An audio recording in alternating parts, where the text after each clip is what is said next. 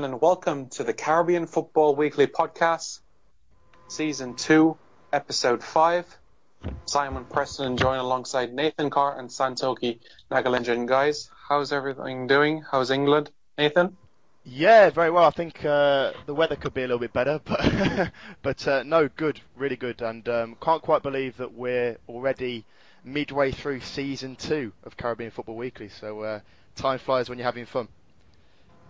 That's right. Can you believe it? We've already had one season done and already halfway through the other. Santokie, how about you? How are you? Yeah, agree with Nathan. The weather could be a bit better over here. Winter is starting to come. And yeah, surprising, the time's flying by really fast. But it's been enjoyable so far. And looking forward to spending another evening discussing Caribbean football with you, gentlemen. Absolutely. The weather could improve in Jamaica as well. We are getting some rain, but hopefully things do improve within the next couple of days or so. We do have quite a number of topics to get on the agenda. So without further ado, Santokie, do you want to kick things off with news for us? Yeah, so in the news we have the FIFA rankings, which came out this past Thursday, the 20th of October. Looking at CONCACAF, we have some big movers in the Caribbean region. So Curacao have gone up 45 places after their successful CFU campaign. So they've gone up 45 places to 77th. Another big mover was Suriname. So Suriname have gone up 28 places based on their win against Guyana in the CFU places. St. Kitts have also progressed up 4 places to 73rd. And that's, for those of you wondering why they've progressed, even though they lost to French Guyana. French Guyana are not a FIFA member, therefore results against French Guyana do not affect your rankings. So St. Kitts have moved up regardless. And Trinidad and Tobago retain their spot as number 1 team in CFU. They've moved up 4 places, I should say, up to 65th in the world. And again, they played Martinique, a non-FIFA nation, so that defeat did not affect their rankings, whereas their win against Dominican Republic obviously did and pushed them up to 4 places. All right, thank you very much, Santokie. So to wrap things up, we know that Trinidad and Tobago is still at the top of the rankings in terms of CFU-based teams. Nathan, your side? Yeah, the CONCACAF Champions League group stages have concluded this past week, and Caribbean misery continues, unfortunately, in this competition. All 3 Caribbean clubs lost their games, unfortunately. Don Bosco fell 2-0 away to Arabia Unido, the Panamanian champions. Central SC travelled to the States to play Sporting Kansas City. Unfortunately, they lost 3-1. They drew with them at home 2-2, so they weren't able to replicate that draw this time around. And W Connection were on the end of a pretty heavy defeat away to UNAM, the Mexican club. They lost 8-1. So all 3 Caribbean clubs, they finished in last place in their respective groups. So yeah, I said Caribbean misery continues. The last time a Caribbean club made it to the knockout phase of the CONCACAF Champions League was in 2008-9 when the Puerto Rico Islanders, they no longer exist. Of course, we've got Puerto Rico FC in the NASL, but Puerto Rico Islanders, they got to knockout phases. And the last time, of course, that a Caribbean club won the CONCACAF Champions League was all the way back in 1985 when Trinidad and Tobago's Defence Force lifted the trophy. So, yeah, perhaps if we see the advent of a pro league across the islands, perhaps we'll start to see more success for Caribbean clubs in the CONCACAF Champions League, which is the premier club competition across the region for the North American, Central American and Caribbean clubs, Simon. Yeah, it's an interesting point you have raised, Nathan. Thank you very much. I know in Season 1 we touched just a little bit about this so-called, quote-unquote, Caribbean Premier League in football, picking some of the best teams in the Caribbean and putting them together. Santokie, what are your thoughts about having this sort of concept, you would say? A team from Jamaica, a team from Trinidad, a team from Guyana, Barbados, Haiti, Cuba together into one league, perhaps develop this sort of tournament and progress further and make an impression in CONCACAF tournaments? Because as Nathan rightly said, it was not until the Puerto Rico Islanders back in 2009 in the semi-finals that they made an impact. Yeah, I think that idea could work. I also think perhaps some way of arranging more friendlies between CONCACAF nations and Caribbean teams would help Caribbean teams kind of gauge the quality and level they need to be at, because at the moment it's like you excel at the CFU Club Championships, but then you're still a minnow when it comes to the CONCACAF Champions League. So there needs to be a way to kind of bridge that gap. So maybe having like pre-season friendlies against more CONCACAF teams, because that doesn't often happen. That would aid Caribbean teams in developing and kind of forming game plans and ideas about how they can kind of challenge the dominance of Mexican and American teams in the tournament. Yeah, what I like, especially with the American clubs, the USL teams, they have their like friendlies against clubs from the Caribbean in the middle of their season, and they come to Jamaica for quite some time. One recently was Charleston Battery team, who has taken on a number of Cubans in the recent past. I would love to see that more in the Caribbean, especially with MLS teams. If MLS clubs can play more against the Trinidadian clubs, Jamaican clubs, Guyanese clubs, etc., I think that would make a big difference as well. Nathan, your thoughts on what Santokie and I have said? Yeah, I know we've talked. I agree with you guys, and I think that the friendly idea is good. We've talked about it on previous shows. I think what's happened really over the last few decades is that the rest of CONCACAF has moved forward and developed their games at a club level, and Caribbean football has seemed to have kind of it's kind of lagged behind, and it hasn't quite kept up with the rest of CONCACAF. We've seen the MLS and the rise of that. Mexican clubs, particularly, they dominate the CONCACAF Champions League most years. Costa Rican clubs have fared well in the competition. Honduran, but the Caribbean, because of this, a lot of the clubs are amateur. We see it in the CFU Club Championships. There's a kind of amateur ethos which runs through the clubs. It really shines through when it really shows when they get to the CONCACAF Champions League. So I just think that while arranging more friendlies would be part of the solution, I think that will probably be only temporary. A really sustainable way forward to see better Caribbean participation at the CONCACAF Champions League, better results. I think the Pro League is 100% the way forward. But as we've talked about, a lot of people have brought up, there are factors and some obstacles in place, such as travel, such as the ability to draw sponsorship. These kind of things that are in the way, and the politics as well of each country and their and the clubs. That's something to try and wade through as well. So there are definitely problems there, but if they can be kind of overcame, then a Pro League, I really do believe that it could have serious effects on the growth of Caribbean football, particularly at club level. Nathan, it's interesting that you raised a point about travel as well, because you look for a spell in the late mid-2000s, thereabouts. Jamaican clubs did not even participate in the CFU Club Championship, and many owners and general managers of clubs stated that they did not want to enter such competitions because of the cost.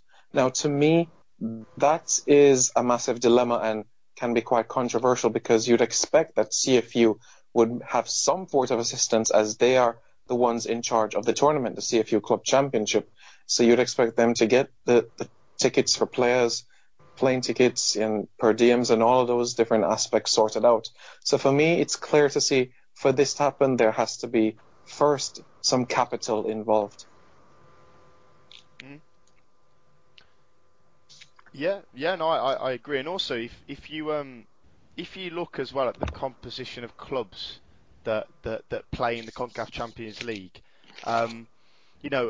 North America, I think, gets 8 altogether. 1 from Canada, 4 from the US, 4 from Mexico. I think, is it 9 from Central America, and then 3 from the Caribbean. I think that's right. But I know that Central America get quite favourable amount of teams that are able to go on to represent.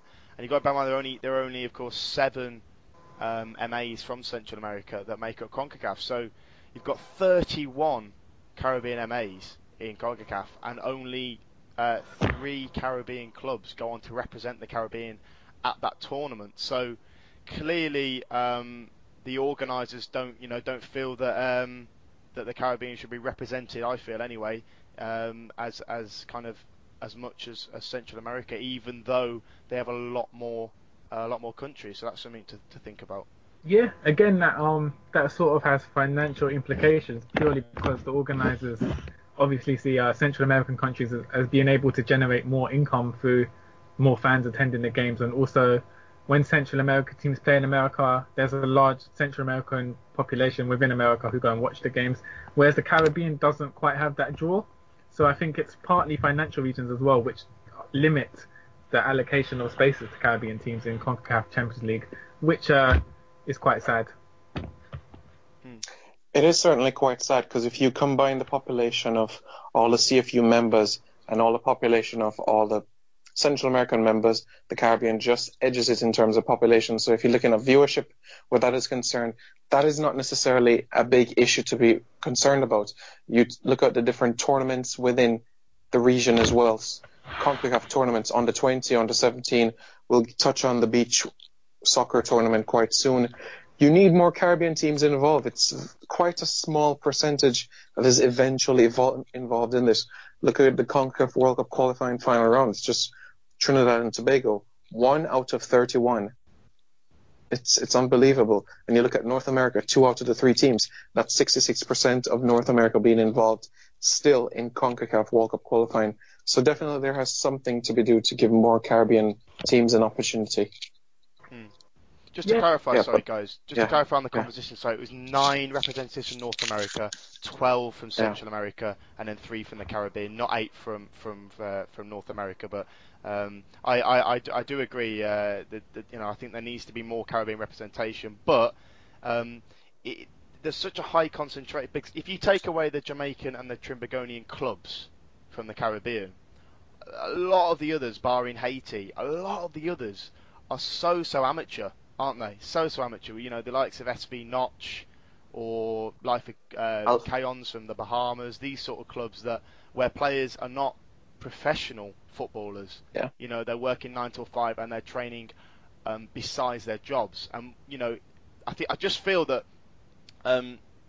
the gulf between the CFU Club Championship, the qualifying process for the CCL, and the actual tournament itself, the CONCACAF Champions League, the gulf is so vast that when these Caribbean clubs do actually make it to the CONCACAF Champions League, the competition, the level in competition is so far apart between a Mexican club and, let's say, a W Connection or a Montego Bay United, whoever it is, that the results. That's why you've got W Connection losing 8-1 to UNAM for Mexico. The results are inevitable because the qualifying process for me just doesn't mirror the competitiveness of the CONCACAF Champions League, if you know where I'm coming from. Yeah, I understand exactly where you're coming from, Nathan. I also feel as well Caribbean teams lack preparation in some areas as well. You look at Central America, you look at the different stadiums you're going to be playing, the altitude, the air is going to be quite thin, and I just feel from those areas as well, not much preparation is done where that is concerned. And I don't think in the Caribbean we take the importance of statistics and video analysis quite seriously as yet. So I do think that if we can pay more attention to these areas, we can actually have more of an impact in these such tournaments. If you were told, for an example, that North American clubs, MLS clubs, average 5 shots on goal, how would you know to maneuver certain things? And just different elements around the sports, shots per minute, goals on target, different elements, which player plays in certain positions. Is he a holding midfielder? Getting to know the players more, using these technology available so that you can help yourself and be better. I just feel that there's more that can be done. But for me, I'm sure Santokie will have his input as well, but for me, these things are intertwined with professionalism. I think there's a strong correlation between professionalism and performance going up. So, these things like video analysis and preparation and being ahead of the game, players having, regular training sessions, these all come with... I know the TT Pro League is professional. I know that the Red Stripe Premier League is professional, semi-professional, but a lot of the other Caribbean clubs, because they work on this amateur basis, they don't have the same resources or the same approach as the rest of CONCACAF, who are working on professional terms. How about you, Santokie? I mean, Yeah, I completely agree with what I agree with your earlier sentiment as well. That the problem is, whereas the rest of the region has developed with modern football, Caribbean football's kind of stayed stagnant, and it's almost like in regards to like the amateur clubs, they're not playing in or they're not thinking in a business-like manner, which is needed for the modern game. So they don't have the analysts, they don't have the statisticians to kind of aid their game, and they're kind of playing as you would in the bygone era. It was almost playing for pleasure and just hoping that your natural ability and a coach with some good tactics will be able to get you through. But obviously in 2016, there's a lot more to football in terms of technological advancements, and I feel the Caribbean doesn't have the resources, and nor will it without assistance from FIFA or CONCACAF to aid them in catching up with the rest of the region. I've just thought of relevant to this discussion, I've just thought of a quote from Patrick Kluivert. I remember him saying that he thought, from his time at Curacao, he observed, obviously at the international level, that he thought Caribbean footballers, their games revolve more around intuition than tactics, which I thought was quite an interesting quote. In other words, I think a lot of Caribbean footballers, homegrown anyway, they kind of they play football more on instinct and rely more on kind of freedom of expression over game management and a tactical understanding of the game, which is so important in the modern era. I think part of the reason is because, as you said, aside from Trinidad and Jamaica, which obviously have professional setups, because most of the countries have either semi-pro or amateur structures in place, players are less likely to respond 100% to tactics and rules from the coach, because it's not their livelihood. They're not making their income from the football, so they're playing football for enjoyment rather than a professional player who would listen to the coach 100% because he knows his job relies on it. So I think that partly plays a part in why players rely on intuition and kind of slightly doing their own thing rather than following the coach's orders 100%, because they're doing it as a enjoyment thing rather than as something that's going to pay the bills or put food on their table necessarily. Yeah, it's interesting you raised that point, Santokie, because you had the Cayman Islands Premier League champion Scholars International, who played in the CFU Club Championship earlier this year in Montego Bay, Jamaica. And their captain, Tom Ellett, was even saying that they're just here to enjoy themselves and have a learning experience, because all the players on the team are either working 9 to 5 or going to school. And they just wanted to have this opportunity to say, we play against some of the best teams in the Caribbean. And for them, that is an accomplishment. But I do hope that the mentality and the thoughts can change, hopefully in the next decade or so, when Caribbean clubs can stamp their authority even more in this competition and get to a quarterfinal or even a semi-final moving forward. And on the same topic that we're talking about, the Caribbean Premier League, a lot of our listeners will be asking, well, how are you going to go about choosing these clubs? Do you just say, okay, Harbourview from Jamaica, you come, Central FC from Trinidad, you come, Alpha United from Guyana? How are we going to know which clubs to choose? Because we're talking about 200 different clubs from across the Caribbean. That's the thing. I mean, the model that was put forward by TTFA President David John Williams, there are various models, but one that he put forward earlier this year, he was basically saying that club selection will revolve around prestige. So I kind of interpreted that as the amount of silverware that club has, or the kind of dominance that they possess at Caribbean level. So I'm guessing W Connection, he's obviously the owner of W Connection, would enter. A club like Central FC, who have won back-to-back CFU Club Championships, they might be in there, although they're quite a recent new club. Various Harbourview from Jamaica. You mentioned Alpha United. These racing club from Haiti. These sort of clubs. So that's a possible way of establishing which clubs are eligible to enter a Premier League on prestige, on the kind of history. Do you think that would be a fair system, guys, to base it on the history and tradition of the clubs? Santokie, you want to start with this one? I mean, it has its positives and negatives. I mean, if you were to have a pro league with, say, the team who's most recently won the league. So that could be, say, for instance, Jamaica Arnett Gardens wins the league. They may not necessarily be long-term consistent enough to do justice for Jamaican representatives in the league, and so it would be more logical to have a team with more prestige who's been more consistent in the past, in the last 10 years, such as a Harbour View or for instance W Connection in Trinidad and Tobago, because they will be a more accurate representation of football in the region. But then obviously that also, on the negative side, that also poses some sort of discrimination. You're essentially saying your team's not good enough because it hasn't won anything in the past, even if you may be successful in the present day. So it does create a dilemma. And I've noticed since the election has occurred and John Williams has lost, that the idea of a pro league has kind of been put to the side. So I'm not sure if it's something Gordon Derrick would plan to initiate in the future. He did say, Gordon Derrick, didn't he, that it's not something that's it's highly unlikely that we'd have a Caribbean Pro League in 2017. He did say that recently. Yeah. It's definitely something that is long term, definitely not something tomorrow. But it's good that we are able to get it out of our system now. A question that a lot of people may ask as well is the numbers. How are you going to know, for example, is it going to be 3 teams from the TT Pro League, 3 teams from the Red Stripe Premier League, 2 teams from Guyana? How is it going to work out in terms of numbers? And for the quote-unquote minnows of the Caribbean, how much spots do they get? Is it 1, 2, 1 to the Cayman Islands, 1 to a Bermudan club, a Bahamian club?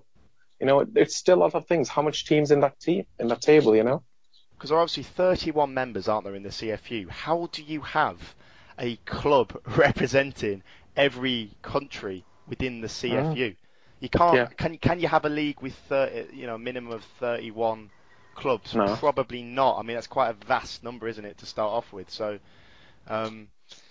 you're right. You don't really want to discriminate though on the basis of if a club hasn't won anything in the past. I mean, it's quite an exclusive thing to do. So, yeah, it's tough. It's tough.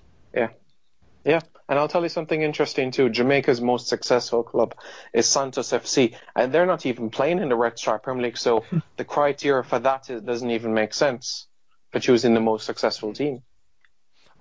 Yeah, another thing as well, as I just thought of, is if you take the likes of Central FC or you take Harbour View or Arnett Gardens out of their domestic leagues, right, in order to participate in this new Caribbean Premier League, that, as a consequence, depletes the domestic leagues, which I assume will simultaneously still be running alongside this Premier League. Do you know what I mean? So the TT Pro League, for example, would suffer as a result if W Connection were to go on and play in the Pro League, because in the Caribbean Pro League, because the TT Pro League then would be left without one of their biggest clubs, and a lot of the supporters then would flock to the Pro League, which would probably benefit as a result. But you know what I mean? So the domestic leagues will suffer. Yeah. So will these domestic leagues still be running simultaneously alongside the Pro League? And if so, then surely they'll be depleted as a result of the bigger and better clubs going on to play in the Pro League. Yeah, it does pose a lot of questions, and hopefully there's a CFU task force currently working on the most logical and organised way of going about it. Because as Simon did say, it will be a long-term project. Yeah, it's quite interesting to see how it will be planned. And it's the same issue you would say happening in the UK with Celtic and Rangers. Do you move them to the English Premier League because these clubs have historical European presence as well? It's the same issue there as well. And I'm very interested, looking forward to seeing in the Caribbean as well, how they'll maneuver certain things as well. So, for example, especially for the British overseas territories in the Caribbean, the Bermudas, the Turks and Caicos Islands, Cayman Islands as well.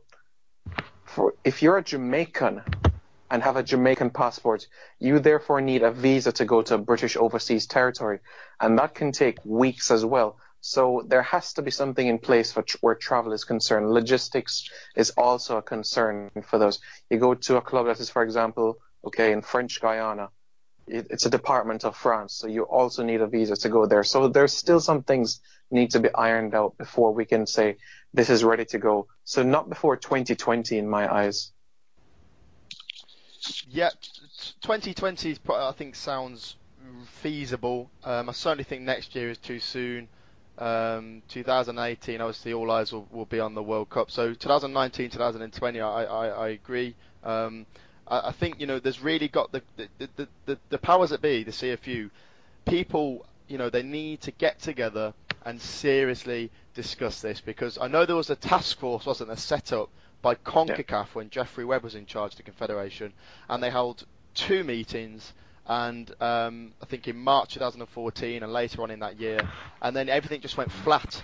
It was to examine the feasibility, I remember them saying, or the credibility of such a league, and then nothing materialised, and we didn't hear any updates from then on in. So obviously there were some workshops held over the summer, weren't there? Albeit some controversial ones, as reported by Wired 868. In Port of Spain, David John Williams and various MAs that congregated in Port of Spain talked about the Caribbean Pro League. But again, nothing's really come out of that ever since the elections on the 23rd of July when Derek won another term to be CFU president. So really, I'd just like to. I mean, this might already be happening. I don't know myself, but I certainly think they need to take it more seriously, and people need to get together and start planning it and talking about it, because it seems like as soon as they get started, no progress is really made, and we don't hear any updates on the Caribbean Pro League after that. Yeah, it's certainly something we'll have to follow up, unless CFU has other plans for it. But what we know for sure, it's definitely something in discussion. But let's do hope that it's something that they have firmly in their minds and hearts as well, because this is certainly something that can propel the region, as Nathan has said, to have that sort of professional setup so that they can compete with the likes of Central American and North American clubs. Let's move right on, gentlemen, with the 2017 edition of the CONCACAF Beach Soccer Championship. I always like watching these sort of tournaments, especially with the bulk of Caribbean teams that are involved in this tournament. As we know, it's going to take place in the Bahamas, in the city of Nassau, between the 20th to the 26th of February. 16 teams in this tournament. And if you look at this tournament, there are a host of Caribbean teams involved, 8 to be specific. Group A, first, before we go into the groups, let me just say that Jamaica is going to play Guyana for the 3rd time in 2016, so Santokie and I are going to be in duel again on the 17th at the senior team, so we're back again at the beach level. Group A, the hosts Bahamas, who will obviously be participating in the FIFA Beach World Cup, Jamaica, Belize, and Guyana. Nathan, the whole group process, all groups, are you happy to see this amount of Caribbean teams involved? Yeah, I am. Obviously, I think we talked about it last week. 50% of the 16 teams are going to be representing the Caribbean. We've got the host, the Bahamas, that are going to be competing. And of course, they've already got their ticket because they'll be hosting the Beach Soccer World Cup. But they've been on a European training camp actually over the summer. I think they went to Switzerland for a 6-week training camp. They also travelled to the likes of Estonia, and during that time they actually played the USA in a friendly. I believe they won 5-4, the first ever time the Bahamian beach soccer team has beaten the USA beach soccer team. So they look like they're taking it very seriously. I know that the Ministry of Tourism has helped them out a lot. Guadeloupe are in there representing the Caribbean, a non-FIFA member.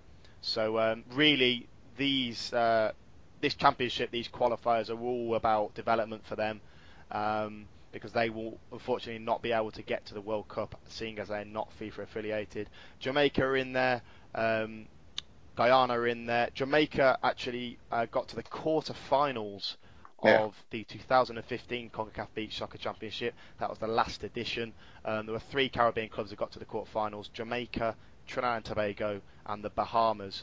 So hopefully, fingers crossed, this time around we can have a few more Caribbean nations getting to the knockout phases, and of course there'll be 2 nations that will join the Bahamas that will represent CONCACAF at the Beach Soccer World Cup next year. Yeah, Nathan, if you look at the groups and the composition of how many CFU teams are in each group, we're at least going to have 2 Caribbean teams in the quarterfinals of this tournament, because you look in Group A with Jamaica, Belize, Bahamas, and Guyana. All of those teams are, 3 of the 4 teams are of CFU members, so you're definitely going to have at least one of them. And then you look, for an example, at Groups C, which has the United States, Trinidad, Antigua, and the U.S. Virgin Islands. So at least one there as well. So we're definitely going to have two CFU teams in the quarterfinals. Let's hope that we can get one in the semifinals. Santokie, your initial thoughts on this tournament? Do you think it still has a purpose? It's not like the 11-a-side football, though. No, it's completely different from 11-a-side football, and that's why I'm not sure how other countries compose their squads. But for instance, Guyana, they don't use any traditional football players in their beach squad. So yeah, pleased with the Caribbean representation. So they've got more representatives than Central America and North America, and hopefully a team from the region can assert their dominance. Yeah. And what I like about this tournament as well, Nathan, I'm going to come to you. They have sort of a placement stage where they have more matches even if you don't finish in the top two. So for an example, you finish third and fourth in your group, then you go into the placement if you finish 9th, 11th, 13th, 15th, 16th. So you have matches to see where you'll finish overall in a tournament scheme of things. So you're talking about at least 5 matches in all. Yeah, I think that's good. We said it before, the more games you play, the more likely you are to develop. I think that's crucial.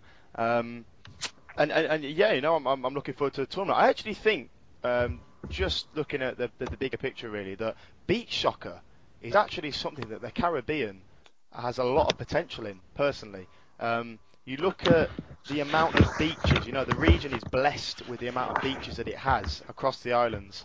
And I read a piece on the Bahamas FA website recently. One of the coaches, I think it was the Tahiti international, I forgot his name now, who's helping out coaching the Bahamian team.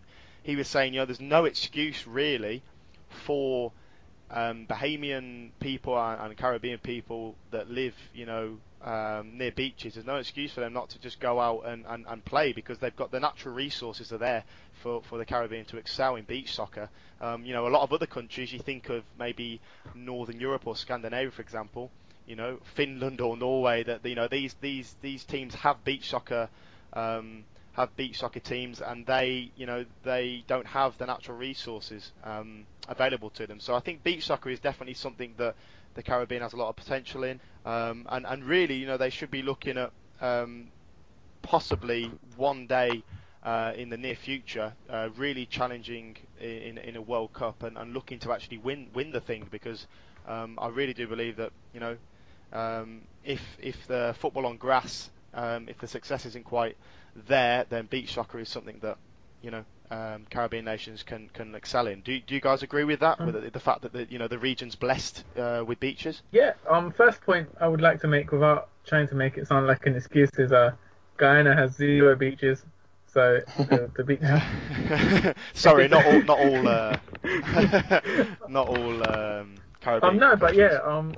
I think this is something which the Caribbean does have an advantage at because of their geographical location. So it's something which for once puts them at an advantage to other countries, particularly in Europe, for instance, where so they have the advantage of having locations which are convenient nearby, which they can train on, and that should hopefully facilitate progress in the region of beach soccer. So yeah, I do believe there is potential, but again, it's down to administration and kind of organisation. How can the countries allow themselves to utilise their advantage to prosper in the sport? Mm-hmm.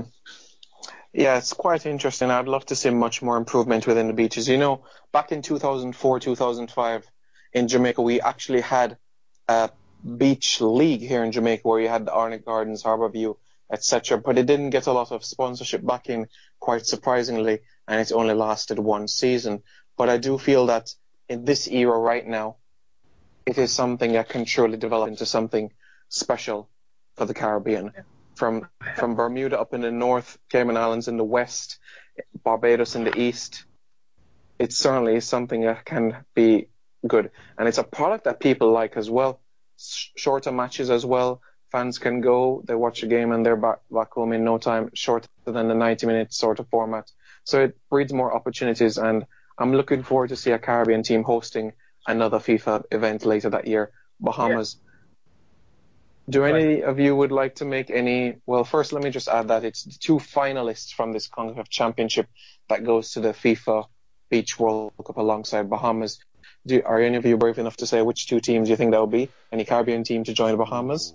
It's a tough one. Yeah. Tough one. Mexico are the reigning champions. Yeah. So it will be churlish to ignore them. I'm just. Yeah. Ooh. I think I think obviously the Bahamas have already qualified. Yeah. Trinidad and Tobago, I know, are quite talented when it comes to beach soccer. I think they are, if they're not number one ranked in the Caribbean, they're certainly there or thereabouts, Trinidad and Tobago. Yeah. And I know I've been speaking to one of the players recently, Chad Apu, who is a player on the Trinbagonian beach soccer team. He's saying that the team, the national program, will be preparing astutely for next year's championship. So I expect them to be ready. So I'm going to go with Trinidad and Tobago and Mexico to join the Bahamas. So we will have two Caribbean nations. Optimistic. Oh, still on the Trinidad wagon, I see. All right, Santokie. I'm gonna go for Guadeloupe. Wow. And and it would be wrong for me to make a prediction without backing Guyana, so Guyana as well, despite the lack of beaches. Guadeloupe, of course, non-FIFA, so yeah. This is their World Cup, yeah. This is their World Cup. This is their World Cup. So failing that, I'll go for Antigua instead of Guadeloupe. Yeah. The Banner Boys. Can I just add? I actually, when I was in Barcelona a few years ago, I actually watched a beach soccer tournament. So it was like Barcelona versus Sporting Lisbon, Fenerbahce. It's like a club tournament. And looking back on it, so it's all about skill-based football. And from what I saw, it sounded like what they play scrimmage in the Caribbean, like the close contact football that relies on skills. So again, the style of format, you would say it favours Caribbean players who naturally brought up on this kind of skill-based game. That's a good point. Yeah, similar to futsal in terms of that close style thing, and the skills has to be quite precise. Your precision of your passes as well. And other than the little bumps in the sand, I think it should be something that you can maneuver and manage. So for me, my predictions, I'm going to be dull and boring. Mexico and the United States and Jamaica to advance to the semifinals of the tournament. That's about it for me. I know we lost to the United States in the quarterfinals last time out, but Andrew Price is hoping to go one step further this time around. You know, the Beach Soccer World Cup and the Futsal World Cup are the only two FIFA events that Jamaica has not qualified for, so it'd be nice to have another feather in the hat moving forward. But let's see. It's still in February, and as we know, a lot can happen in football, especially within the Caribbean. So let's move right ahead, gentlemen. We go to the under-20s now, the CFU Under-20 Championship. As we know, it's taking place right now in Curacao. It's the final round where 5 teams will advance to the CONCACAF Under-20 Championship in Costa Rica next year. So certainly we do have quite a number of teams in this final round that you say, well, you know, it's quite interesting that you're even here. There's no Jamaica in this final round. That's the big shock. But in Group A, let me just run through the different groups. We have Bermuda, St. Kitts and Nevis, Antigua and Barbuda, Curacao, and Group B, which I think is the group of death, with Trinidad, Haiti, Cuba, and St. Lucia. Nathan, were you able to catch any of the action last night, Bermuda and Antigua's victories? Yeah, I was up to date with the scores. So in the first game, Bermuda recorded a 3-1 victory over St. Kitts and Nevis. A good result for Bermuda, who were able to hit the ground running. The player Tivon Tyrell got a double, 2 goals in a space of 7 minutes. So well done to him. And Antigua and Barbuda beat Curacao, the hosts, 1-0 in their opening game, so 3 points on the board for them. And the captain, Javon Stevens, who's just returned back from senior action with the Benner Boys, as he was called up for the recent Caribbean Cup qualifiers. Still a teenager and very highly regarded in Antigua and Barbuda, particularly by the head coach, Ralston Williams. He got on the score sheet with 4 minutes remaining, so at the very death. So wins for Bermuda and Antigua and Barbuda, and I believe the Group B opening games. Haiti against St. Lucia and Trinidad and Tobago against Cuba. They are taking place tonight, gentlemen. Yeah, Santokie, anything you'd like to add as it relates to the different groups and all of that? Yeah, Group A, I guess you could say two surprise results on the opening day. So St. Kitts and Nevis, who, sorry Simon, obviously beat Jamaica in the last round, 2-0. Yeah, that's all right. They lost to Bermuda, so that I would say that would qualify as a surprise result. Bermuda had a easier group in the last round. They beat Cayman Islands and Anguilla, I believe. So you wouldn't say on paper you'd say St. Kitts and Nevis were favourites, but they lost. And also Antigua getting the win against host Curacao as well would qualify as a surprise result. Tahir Hanley, the 19-year-old striker for St. Kitts and Nevis, looks like a real talent. He scored all 4 of St. Kitts and Nevis's goal in the tournament so far. So I'm sure that they'll be hoping that he remains fit for the rest of the games, and I'm sure he'll get on the score sheet once again. Any relation to Tishan Hanley, I wonder, of the St. Kitts and Nevis seniors playing out in Malaysia? I'm not sure. I'll have to look into that. Yeah, definitely something to explore. But certainly let's not forget as well the host nation, Curacao, as well. Let's see if they'll be able to wake up in their next encounter in this group against Bermuda. So certainly they have to get back on their feet. What I would have loved to see for Bermuda is if Ray Simons was eligible for this team, who plays for Chesterfield, but he just turned 20 earlier this year in January. If they had him, then I would say, they're real contenders. But Bermuda has never qualified for CONCACAF Under-20 Championship. So for them to do so, that would be a massive boost for them. Because I do think that they're a quality team within the region at all levels, but they just haven't been able to match up and execute on the pitch.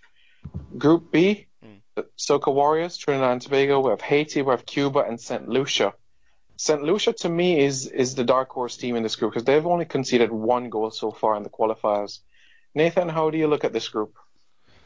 Yeah, you mentioned it earlier, Simon, the group of death. I mean, I think this is going to be really, really tight because you've got the defending champions at under-20 level, Trinidad and Tobago. They beat Haiti in the final the last time round when Kadeem Corbin, I think, scored a hat-trick.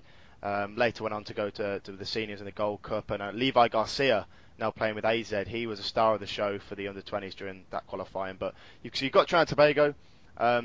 Haiti always pose a threat. Their under-17s defended their title last month. And they've got 3 really, really exciting forward players, Haiti. Kenley Deed, I think, or Dede, I'm not quite sure on the pronunciation. Kenley Deed of Don Bosco. He's very highly rated, been playing regularly in the CONCACAF Champions League. Ronaldo Damus, who I think's just turned 17, might still be 16.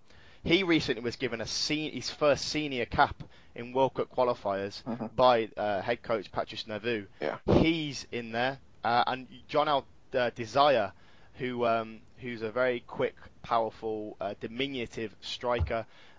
He's also been called up. He played in last year's CONCACAF Under-20 and Under-17 Championships. So when he was 17, he was playing for the Under-20s. He's 19 now, I think. And so those 3, the trio going forward, they'll pose a threat. Cuba are always a threat at Under-20 level and participated at the Under-20 World Cup just 3 years ago now when you're in a group with Nigeria, Portugal and South Korea.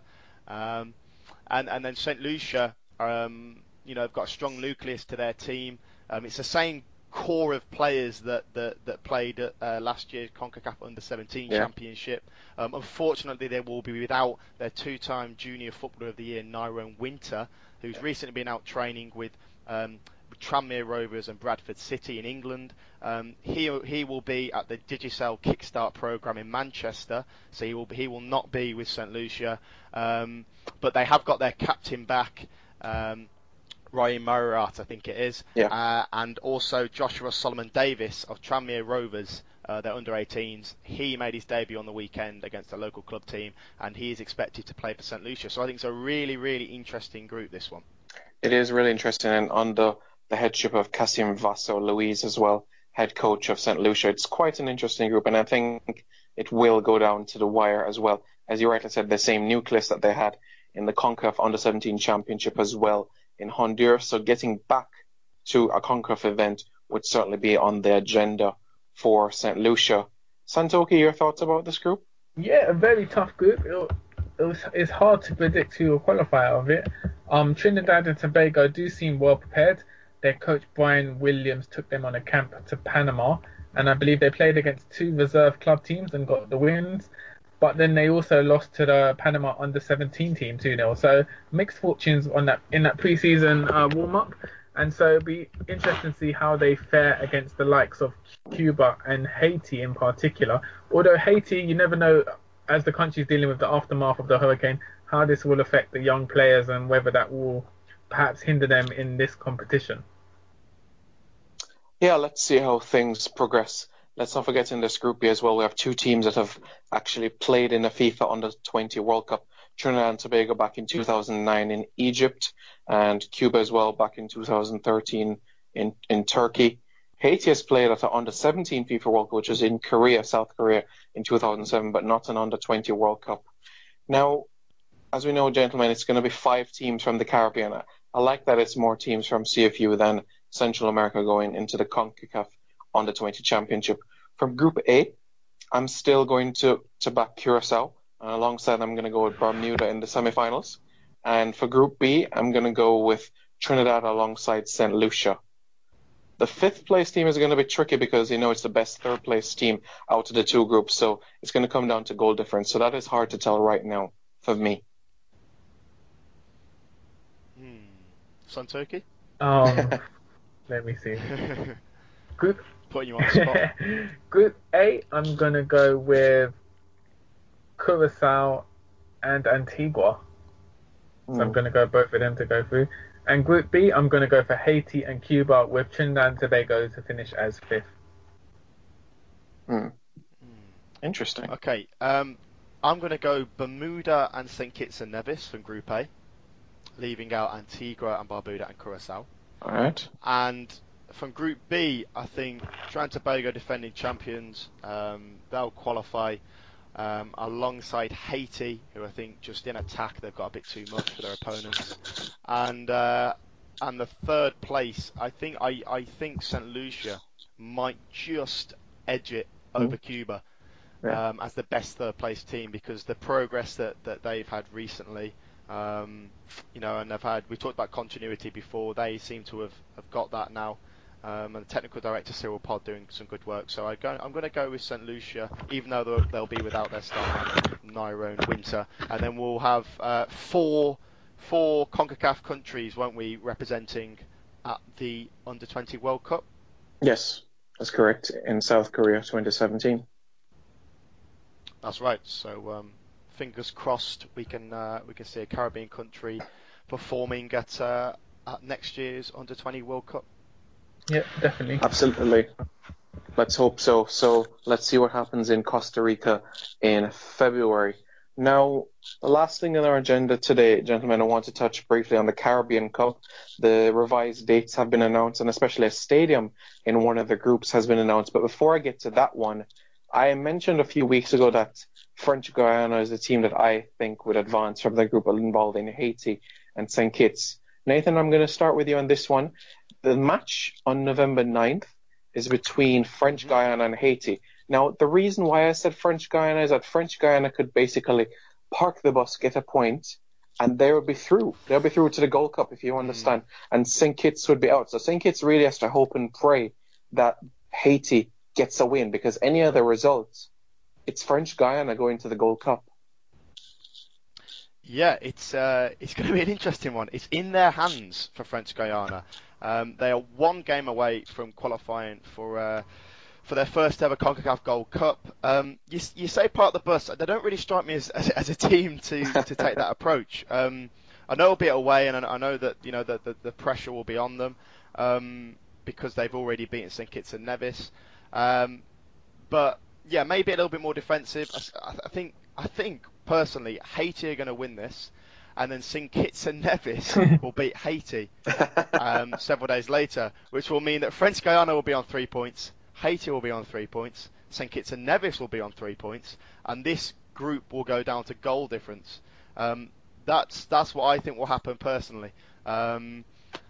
But yeah, I mean, it's going to be an interesting game for French Guiana. I think Santokie mentioned it last week. The element of pressure, because Curacao were 2-0 down at half time to Puerto Rico, and they knew, psychologically, if they won that game, which they went on to win 4-2, that they were through to the Caribbean Cup and the Gold Cup. Perhaps we'll have the same situation here with French Guiana.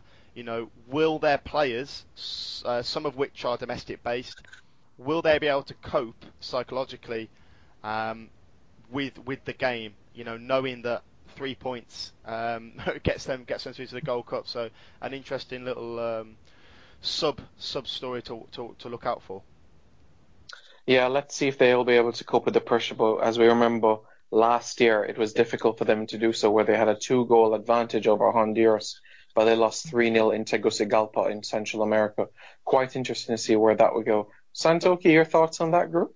Yeah, personally, I can see Haiti winning both games quite comfortably. I think because there's no draws in that, you can't actually draw in the CFU games. I think French Guiana would be foolish to try and park the bus, and I think they have to go for a win essentially. So I can see Haiti just playing on the counter and winning 2-3-0. Again with St. Kitts, I can see a comfortable win for Haiti. I mean, in terms of the team quality, I do believe Haiti is a lot stronger, has higher quality than the other two teams. The only reason why they could struggle is, again, as we mentioned with the under-20s, the aftermath of the terrible tragedy in Haiti may be still affecting the players emotionally and mentally in these games. Yeah, we do hope that they're able to recover from the situation and get back to playing their best football for sure. So let's now look at Group A, gentlemen.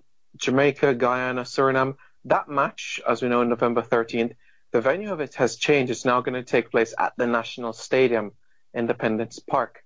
So, Nathan, are you surprised by this in any means to change the stadium? To me, it was a bit surprising because in the past, the JFF has talked about the rent of the stadium being a massive factor. And if you look at the ticket prices, it's significantly less than in the past. If you look at it right now, it's £10 and £15 depending on your seats, compared to World Cup qualifying, which is over £50. So for me, it is a surprise, but it's an opportunity for the fans to come out, get behind the team and get to the Gold Cup. Yeah, I mean, I'm not sure on the exact reason for that change. I mean, to be totally honest, I was a little bit surprised initially when the Anthony Sports Complex was announced as the venue, because it's a national stadium, is usually the stadium that Jamaica play their games at. But perhaps the FA were thinking, the JFF, that if they moved it to the office, as you say, more fans can then come. Maybe a higher proportion of supporters, and the atmosphere will be a little bit better. But this is a crunch match because Jamaica and Suriname tied on 3 points, and the winner takes all. Mm-hmm. The winner takes all. So I think Jamaica will do it personally. Not to take anything away from Suriname, who have done very well to reach this stage. Santokie, you agree? Yeah, I think Jamaica will ultimately edge it. In regards to the change of stadium, I think it's purely just because the context of the game has changed. So whereas before it was the opening game of the group, still a big game but not a decisive game, whereas now it's become a knockout tie for a Gold Cup spot. So I think the JFF just want to increase Jamaica's home advantage, putting it in the office. Tough stadium for the Surinamese to play in. Atmosphere will be obviously supporting the Jamaicans, be a lot louder in the national stadium, and then that will help the Jamaicans push for the victory, especially under their new coach, who's under a lot of pressure going into this decisive game. Certainly is under a lot of pressure as well. He needs that important victory, or else he puts himself in a danger where Jamaica has to go into perhaps a playoff. Let's see. It's strange that the CFU has not even announced that as yet. Are they still having a fifth place playoff, or is it the second best place team from each group? We'll have to wait and see where that is concerned. It's very strange that they only released the date situation and not that fifth round situation. The match will, of course, be on FIFA days, but Nathan, you wanted to add something, yeah?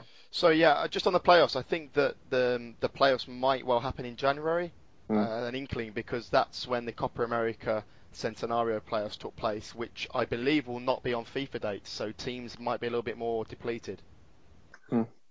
Yeah, that's a good point as well. Thanks very much for that, Nathan.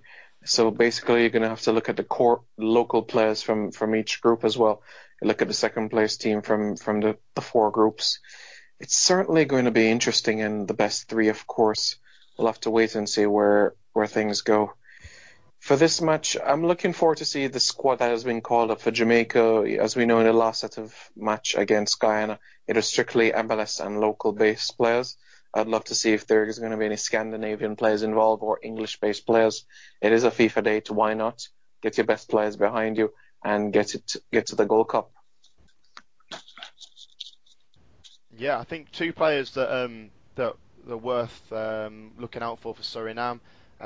Dimitri Apai, who plays through W Connection, and Stefano Rijsel, who was with Seattle Sounders not too long ago, but I think he was waived after pre-season training and never actually played in a competitive fixture for them. But those are two players that Jamaica will have to keep an eye on if they are to clinch those all-important 3 points. Yeah, it's been a long time since Jamaica has played Suriname as well. Back in 1996 was the last time in the Caribbean Cup in 1996. Yeah, Jamaica lost 3-1 on that occasion. However, prior to that, earlier that year in 1996, Jamaica's first match in the 1998 World Cup qualifiers was against Suriname, home and away series where Jamaica won both legs 1-0. So that was a starting point for Jamaica to get to France 1998. So both teams have won twice and lost twice against each other. So we're definitely going to have a winner in this encounter. Santokie, prediction?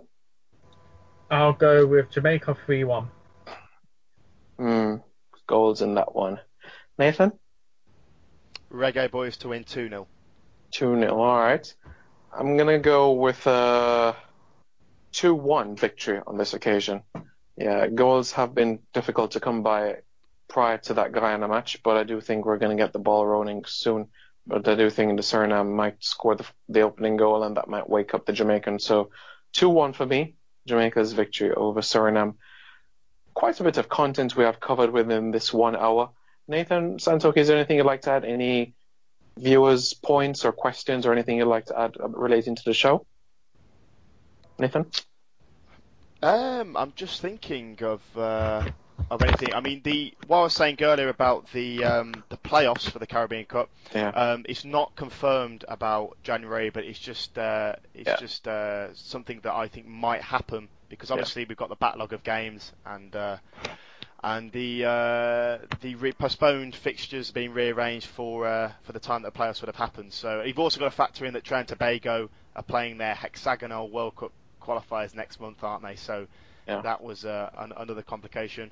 But no, thank you everyone for listening. As always, you can follow us on SoundCloud, and also you can subscribe on iTunes. All right. Thank you very much, Nathan. Santokie, anything your side? I did have a few questions from Guyanese fans asking me when the domestic elite league in Guyana is set to resume. It was meant to have started in September. Currently, nothing's happened. The Guyana Football Federation only yesterday confirmed that as of now, nothing has been set in stone, so it's indefinitely suspended. It's not taking place for the foreseeable future. This is due to a club boycott of the competition. So there needs to be a resolution between the Guyana Football Federation and the 8 clubs who currently compose the Guyana Elite League. Obviously, the sooner they resolve these problems and get football playing again in Guyana, the better it will be for development in the country. Yeah, I do hope that the issue is solved, whether it's funding or something political behind the scenes. I do hope something has happened, because let's not forget as well the winner of the last edition of the Guyana Pro League as well. They have a spot in the CFU Club Championship in 2017 as well. So can you imagine if they don't play football until January next year, the rustiness of players? So it's going to be a challenge. So they need to get the ball rolling quickly. Yeah, I was going to say in 2015, the CFU club competition, Alpha United took part in that, and they lost quite badly to like Central FC, and they lost to a Surinamese team as well. So and that was because no league had taken place for the previous year. So again, the league is needed to sustain fitness and development within local players. one last piece from me is that Jamaica has confirmed 2 friendly matches against the United States at the under-17 level. It will be on November 2nd and November 6th.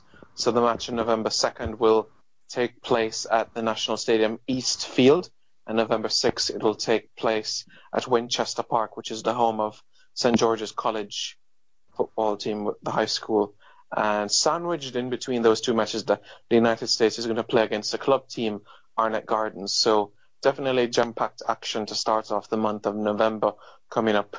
I would like to know your guys' thoughts on arranging these sorts of friendlies, starting with you, Nathan. Yeah, I think it's beneficial, as we said earlier on the show.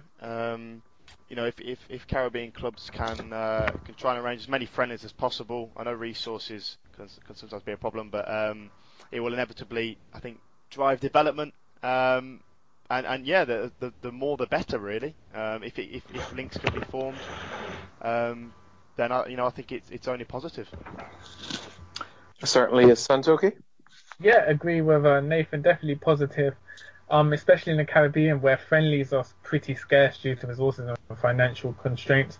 So it's always a good move to see countries or clubs from the region being actively involved in arranging friendlies with teams to better their team. Yes, right. Thank you, Horace Burrell, for arranging these 2 friendlies for Jamaica. As you know, Andrew Edwards, the head coach of the under-17 national team, has never lost to the United States under-17, so we do hope that he keeps that record going, especially for Caribbean's team's sake. That basically wraps up the show, gentlemen. Thank you very much for all your added input to the show. Really, really appreciate it very much. Nathan and Santokie join alongside myself. And stay tuned for episode 6 of season 2 of Caribbean Football Weekly Podcast.